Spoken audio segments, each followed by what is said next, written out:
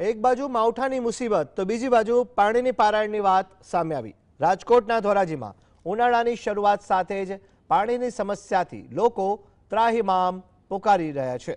ખાસ કરીને પંથકમાં ચેકડેમ અને તળાવના પાણી પર આધારિત સિંચાઈ કરતી ખેડૂતોની સ્થિતિ કફોડી બની ગઈ છે।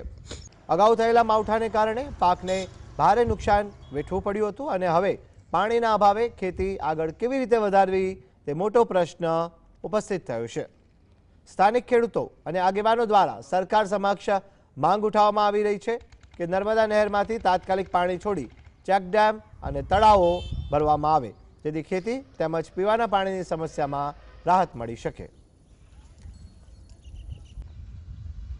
નર્મદાના પાણીથી અમારા તળાવ ભરી દે જેથી કરીને અમારા પશુપાલકોને પણ આજુબાજુમાં માલધારીઓ પણ વસે છે અને તે પશુપાલકોને પણ તે પાણી મળતું રહે। ઉનાળાના આવા કપરા કાળની અંદર હવે ગરમીની અંદર બધા જ પશુપાલનને અને પક્ષીઓને પણ પાણી મળે અને જમીનના તળ ઊંચા આવે અને કૂવાની અંદર પણ ક્ષારયુક્ત પાણી ઓછા થાય અને મીઠા પાણી મળે એવી અમારી સરકારને વિનંતી છે।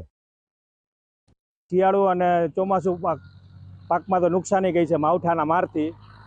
જો સરકાર આ નર્મદાના નીરામાં નાખે તો પશુને અને ખેડૂતોને લાભ થાય।